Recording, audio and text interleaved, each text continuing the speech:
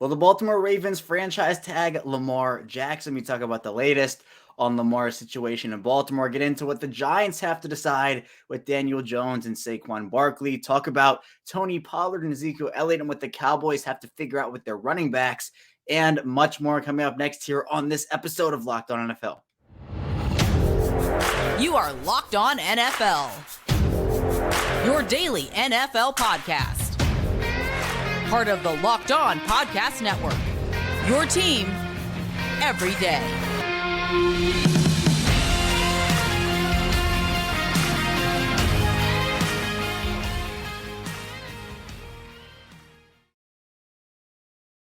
Welcome into another episode of the Locked On NFL podcast, part of the Locked On Podcast Network.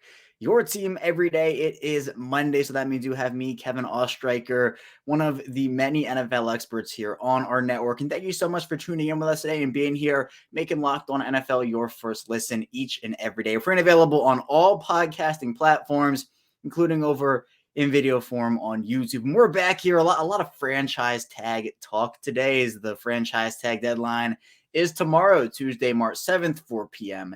Eastern time, and there are plenty of teams with plenty of decisions to make. So here in the first segment, with me being the host of Locked On Ravens, I'm going to take you through the Lamar Jackson situation, what the end result of that could be, at least when it comes to the franchise tag deadline. It could extend far past that depending on what happens. So we'll talk about that in the first segment. Then we'll be moving on to a couple of NFC East teams.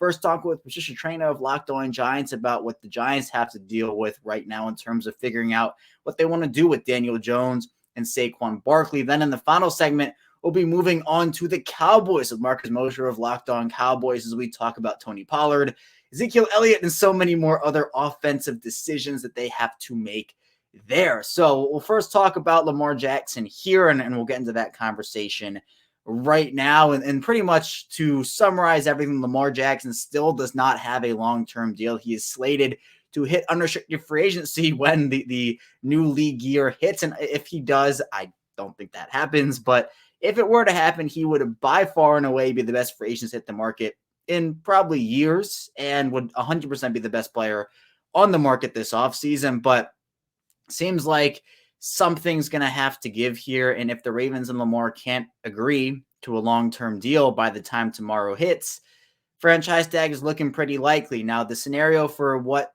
franchise tag could be, there are possibilities for it, exclusive and non-exclusive. Now, non-exclusive means that Lamar would have the opportunity to negotiate with other teams. And if he were to sign a deal that the Ravens didn't want to match, then the Ravens would receive 2 first-round picks for Lamar going to that team. That tag price is $32 million. Now, the exclusive franchise tag is there are no, negotiating rights for any team but the Ravens. It's exclusive rights for the Ravens to negotiate, and that number is $45 million. Now, that number doesn't get locked in until, I think, a couple of days, or maybe it might be a month later in April. But regardless, if the Ravens were to have Lamar actually play on that franchise tag, whether it's 32 or 45, whatever million that is, that's a 1-year fully guaranteed deal. The Ravens right now have about $28 million in cap space. That both 32 million, 45 million, that would put them over the hump. They would be in the negative salary cap wise. So that would mean restructures. That would mean maybe salary cap casualties. We talked about a bit of that over at Locked On Ravens. But a lot of people are saying, well, if you get 2 first-round picks for Lamar, that's great. You save the money. Well, the thing is, if the Ravens do want to end up moving on from Lamar, there have been, John Harbaugh, Eric Costa, and some of the players. The Ravens don't want to move on from Lamar. That's the sense that many people are getting here is based off of comments. But the sticking point here is Lamar wants the fully guaranteed contract. The Ravens don't want to give Lamar that fully guaranteed contract because, look, I think Lamar deserves a big amount of money, big chunk of change. Everybody knows that. But with any circumstance, any organization, that fully guaranteed deal is going to take away some ability for any team to go out there and improve their roster, maybe the way that they want to and the way the Ravens do things. They like to sign some of their own guys to 3-year, $16 million deals, 4-year, $25 million, get them on those cheap second-year contracts. The Ravens have about, sometimes they'll have 6 of those deals, 7 of those deals, 8. You can't have that. You can't have as many of those deals with Lamar on a fully guaranteed deal and how you can maneuver the cap and whatnot. So for a Ravens team to get 2 first-round picks, you save the money. That's like cool and everything, but let's be honest here. Lamar is worth much more than 2 firsts. A team would give up much more than 2 firsts in a regular trade for Lamar Jackson if that were to be, a tag and trade situation, or just, tag and then extension and trade situation where we saw what Russell Wilson got the Seahawks, right? We've seen these trades for quarterbacks where I think Lamar being a younger, he's younger than Russell Wilson right now. Obviously, Russell has the Super Bowl. Lamar has the MVP. Russell Wilson netted multiple first-round picks and multiple quality players. The Ravens could get a haul for Lamar, talking 3-4 first-round picks, maybe a player or two, couple seconds. I'm not saying all that combined, but some combination of that. And depending on how high that pick is, obviously you get more compensation, less compensation. But 2 firsts for Lamar would just seem, I feel like, a gut punch. It's not nothing. But at the same time, then if you lose Lamar, if you're the Ravens, if you move on from Lamar, you go back into questions. The Ravens have been a team that has been in the quarterback mediocrity roller coaster on that carousel ride for years and years and years, and they finally seem to have gotten their guy. Lamar is a franchise quarterback. The question is whether that is for the Ravens or for somebody else. Now, there have been conversations about whether Lamar would want to maybe take a 2 straight year franchise tag. Because look, if Lamar wants a fully guaranteed deal, the franchise tag is that 1 year fully guaranteed contract, as I said. So if the Ravens signed with 2 exclusive tags, let's say, Lamar would get 2 years of a 40, whatever, and the numbers fluctuate, obviously, but Lamar would get a fully guaranteed 45 in 2023, a fully guaranteed whatever that number is in 2024, and then potentially cash in on that long-term deal. Maybe that also is fully guaranteed during the 2025 offseason. So there are plenty of ways this could go. It feels like a franchise tag is coming for Lamar. That doesn't end the situation, though. That could mean a trade. That could mean an extension. It could mean he just plays on it. The franchise tag, if that is applied, it would give, it's a domino to fall, but it opens up other doors in terms of what other possibilities there could be overall. So it's a lot, because what the Ravens have right now is they hit on a quarterback at the end of the first round. Teams don't hit on quarterbacks for years. They try unsuccessfully for years. And the thing with Lamar is, look, some teams, the Derek Carrs and the Carson Wentzes and the Matt Ryans and whoever, so you can even put the Joe Flacco's in this conversation if you want to, it's those mid-tier quarterbacks. The teams feel like they have to sign to big contracts because while they're not the guy, they're a competent NFL quarterback at that, where they're not, teams will sign these players because it's just so hard to find a franchise guy. Lamar's a franchise guy. It's hard to find those. It's hard to come about one of those players.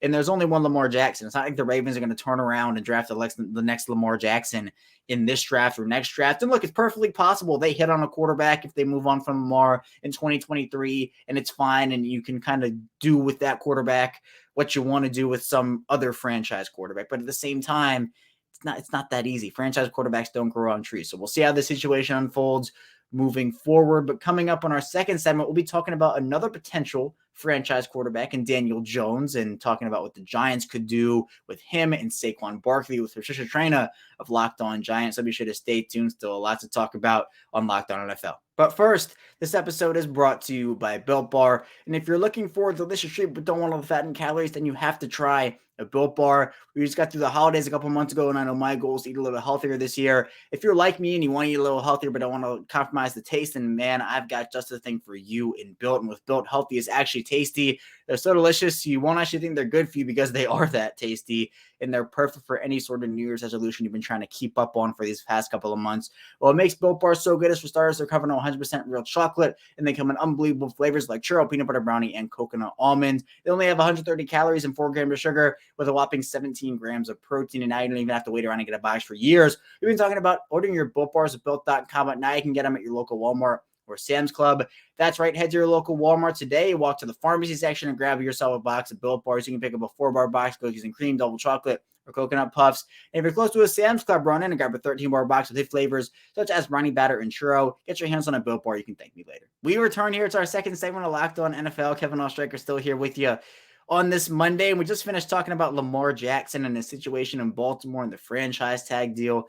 with the Ravens, what could be coming in that regard. So if you do want more on Lamar Jackson and the Ravens, and of course my work, be sure to check out the Locked On Ravens podcast, part of the Locked On Podcast Network, your team every day. But now we're moving on to the Giants, talking with Patricia Traina of Locked On Giants about what the Giants could do with Daniel Jones and Saquon Barkley. So let's dive into that conversation now.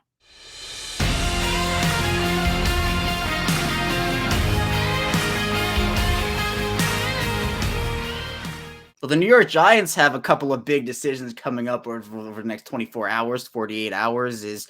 They have Daniel Jones to take care of, Saquon Barkley potentially as well. And here to talk about that with me is Patricia Traina, the host of Locked On Giants. And Patricia, let's start with Daniel Jones. A very interesting case here. There have been reports coming out about the potential contract, what it could look like, $40+ million. Now, reportedly, obviously, Jones and the representatives for the Giants were talking throughout the combine. Nothing was able to get done, so no resolution in sight of the reports. $40+ million is a lot of money for any player. Do you think Daniel Jones is worth that amount, or do you feel like a franchise tag might be coming where it could be 32 on the non-exclusive or even 45 on the exclusive? I think it's going to be a franchise tag, non-exclusive, 32. The Giants, I believe, would like to come in somewhere between 36 and 37.5 with Daniel APY. Now, there are things they can do, obviously, to push the APY up with not likely to be earned incentives. But the impression I get is that that's not going to fly with Daniel. You know, you want as much money as you can get, and you don't want to have to sit there and, have to rely on others to necessarily, trigger an incentive. So, for example, not likely to be earned incentive might be win a playoff game. Well, Daniel's only one of, 11 on offense. So you got to rely on the other guys to do their part. You know what I mean? So I suspect that's part of the issue, part of the holdup. It also could be the distribution of the money, how much is guaranteed up front. There could be any number of issues, but I do think this is headed towards the franchise tag, the non-exclusive tag. And I don't think that's where the Giants would like it to go, but if they have to, they will. Well, I know, Patricia, it's almost crazy we're having this conversation because throughout the offseason last year, we all were talking about how big of a year this was last year for Daniel Jones, the big prove-it year. And it was the same thing for Saquon Barkley coming off of a couple of injury-riddled seasons. Barkley turns in an incredible performance, but now he is another one of those candidates. But if Daniel Jones gets this franchise tag, there's only one of them to go around. Saquon hits the market then. If the Jones franchise tag becomes the reality, what's the future for Saquon in New York? Well, if I'm Saquon Barkley's agent and Daniel Jones gets the tag, I say to the Giants, okay, give me your best offer. And then I take that offer and I shop it around the open market. Because as you said, they won't have the franchise tag, so they can't really stop Saquon from getting the best possible offer. Now, what Saquon, much like Daniel, needs to decide is, do they want to be a part of this team moving forward? And if so, are they willing to be reasonable in what they're asking for? I mean, look, you and I can sit here and we can go to our bosses and say, we deserve $1 million a year because we're that good. Well, you are at any rate. So, but that doesn't mean our bosses are going to agree with us and say, okay, yeah, we'll give you $1 million. But they're going to probably turn around and say, you guys are probably only worth $10. I am, you're not. So that being said, there's no harm in asking. It's all part of negotiation. But I would be very surprised if Saquon doesn't take whatever offer he gets from the Giants and hits the open market and tries to match it or better it.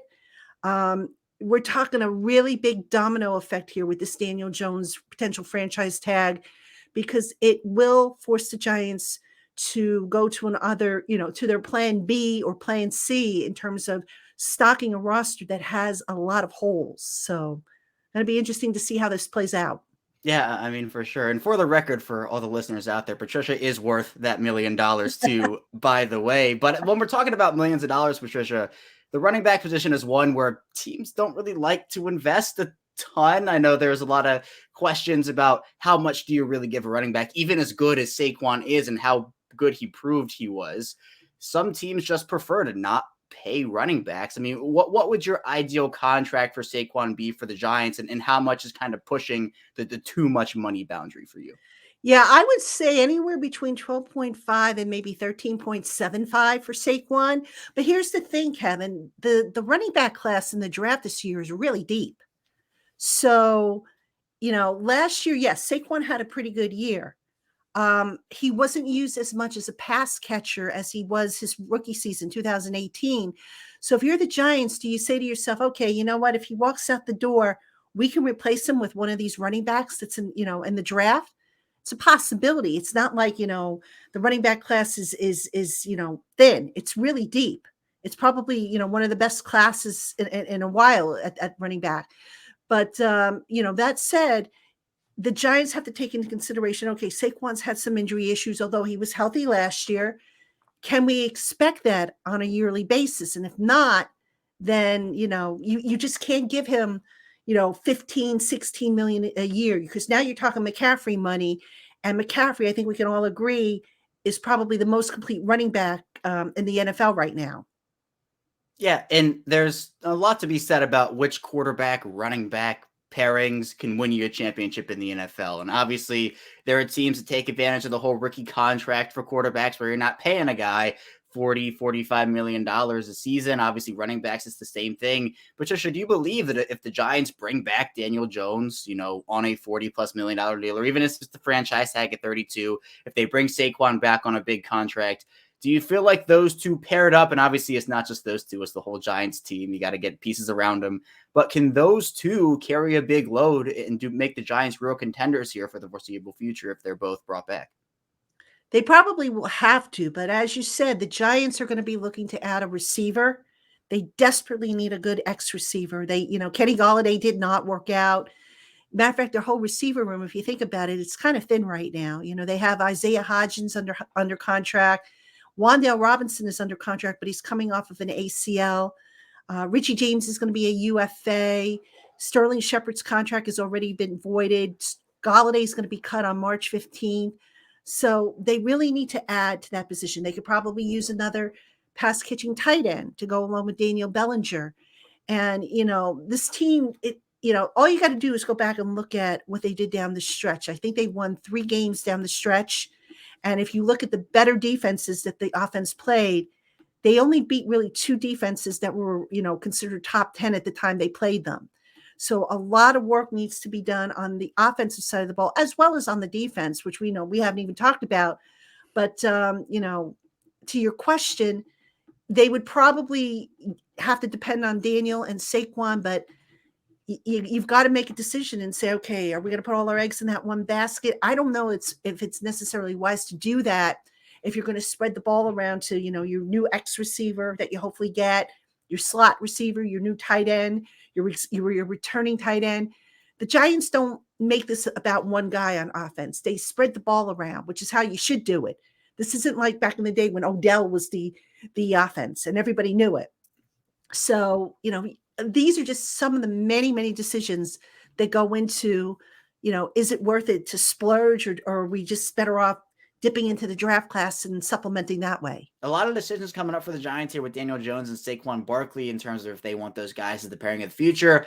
They have to shell out some big money for them. So a ton of decisions coming up for the Giants. But now we'll move on to Marcus Mosher of Locked On Cowboys and our conversation with him about what the Cowboys could do with Tony Pollard, Ezekiel Elliot, and more. So be sure to stay tuned. So lots to dive into on Locked On NFL. We return here. It's our final segment of Locked On NFL. Kevin Oestreicher is still here with you again. Thank you so much for tuning in with us, making us your first listen each and every day here. Free and available, all podcasting platforms, including over on YouTube in video form. And now we're going to dive into our conversation with Marcus Mosher of Locked On Cowboys about Tony Pollard, Ezekiel Elliott, and what the Dallas offense could look like in 2023. So we'll get into that now.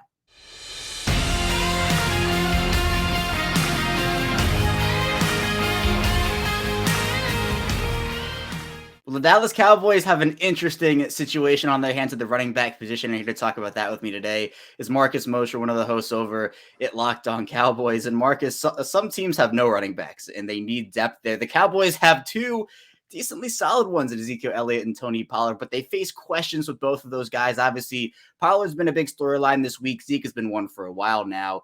But it feels like Pollard will be in Dallas one way or the other in 2023, whether it is a long-term extension or the franchise tag. The franchise tag for running backs right around $10.1 million. Do you feel like that's good value for the Cowboys? And do you want to see Pollard in Dallas in 2023?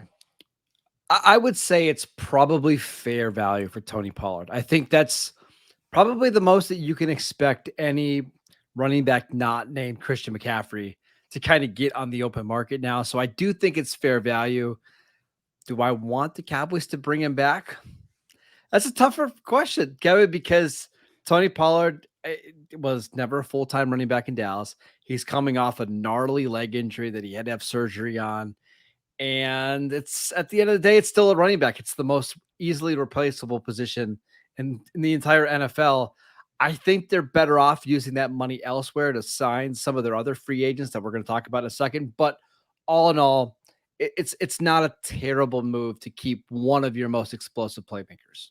Yeah, and explosive definitely is what Tony Pollard is. But it leads me into the next running back on the chopping block here, which could be Ezekiel Elliot. Now, Elliott's been, I think, a fixture in Dallas for so many years now, but the production, I know many people have seen it kind of fall off a little bit here. His season in 2022, I'd say some people really liked it, others did not. But Elliott right now has a right around $16 million cap hit. The Cowboys can save $5 million from getting rid of him. They'd have around an 11-ish million dead cap hit. Do you think keeping Zeke is the best option for Dallas with Tony Pollard still there and having that 1-2 punch? Or again, would you rather see that money invested elsewhere if you're Dallas? Oh, I think it's pretty clear that not having Zeke on the roster is the best thing for the Cowboys moving forward. Because if you are going to pay Tony Pollard $10 million, you need him to be the guy. Like you can't have these games anymore where Tony Pollard's getting 11 touches or 10 touches and Zeke is getting 17. Like that just can't happen. So for me, the question isn't, is he on the roster? Is he off the roster? It's, do you go to Zeke and ask for him to take a pay cut, a pretty substantial one, right? Like, will he take $3 million total? Or do you just outright cut him and move on and try to get somebody through the draft or in free agency to maybe upgrade that position? That's the decision for me, because just outright, getting him on a $2 million pay cut, I don't think that's acceptable. I think it needs to be pretty drastic in order for him to be back on the roster next year. Right. And I know both of those guys are weapons in that Dallas offense, but at the other positions, Marcus, obviously wide receiver, you have CeeDee Lamb there and he's your stud number one, but there have been questions about who's behind him and who Dallas needs to bring in behind CD in order to make that wide receiver room, I guess, have a little more burst. I know Dallas was connected to Odell Beckham Jr. during the course of the 2022 season. Are there any targets in free agency you feel like would be solid for Dallas? So you do look more towards maybe the draft in the earlier rounds. Where are you looking wide receiver wise? Well, Odell Beckham Jr. is obviously the name in free agency. They could actually sign him now if they wanted to. I think the money is still a little bit of a problem. And I think the health is an issue as well. But I'll give you another name. Brandon Cooks from the Houston Texans. The Cowboys nearly traded for him at the trade deadline last year. They couldn't quite get the money to work out. With Cooks seemingly on the way out in Houston, his agent was at the NFL Combine trying to work out a trade. I think that's one to keep an eye on, because I do think he would potentially fit in this offense. And I think also pass catching Dalton Schultz has been a fixture in that Dallas offense. Now, questions surrounding his future. Do you see a future where Dalton Schultz is back in Dallas next year? I think going into the year, I did. Jerry Jones even said, hey, Dalton Schultz is a cornerstone of our franchise. He's somebody that we want to build around and we're not going to let him leave. But you listen to what he said just a couple of days ago, and it's, well, we might be trying to do some different things at tight end, and we've got some different players that we have to pay. At this point, Kevin, I would be shocked if Dalton Schultz is back with the Cowboys next year. They really like Jake Ferguson, their fifth-round pick out of Wisconsin from last year's draft. They have Peyton Hendershot, a second-year player. And frankly, I think they just want to maybe redefine that position, maybe get a little bit bigger, be a little bit better in the run game. So I think Dalton Schultz is going to leave, and we'll see what the Cowboys do there. And sticking with that a little bit, you mentioned Jake Ferguson, some of the other options they have at the position. Is there a steep drop-off from Dalton Schultz and those other guys? Or do you feel confident that Ferguson and others can step up in the absence of Schultz leaves? I think in time, Jake Ferguson could potentially take over that role. I do wonder how big of a drop-off there will be in 2023, because tight end is a position that's hard to learn. So I think Schultz right now is substantially better than those two tight ends. But I think by the time we get to the end of the 2023 season, start of 2024, I think that it's going to be negligible, the drop off here. Yeah, and so let's round it out with the offense. We'll be talking about that. Obviously, decisions with running backs, wide receivers, tight ends, but the Cowboys making a change at offensive coordinator, moving on from Kellen Moore, bringing in Brian Schottenheimer. Do you expect big, substantial scheme changes to potentially impact what Dallas does during this free agency, draft, trade period? Or do you think they can kind of keep in line with what they've been doing over the last couple of seasons? I don't know. I wish I had a clear answer for you, but I really don't know. Mike McCarthy has kind of gone on record that, hey, only 35% of the offense is going to change. We're not going to change any of the language. It's going to be more about like how we call stuff and when we call stuff.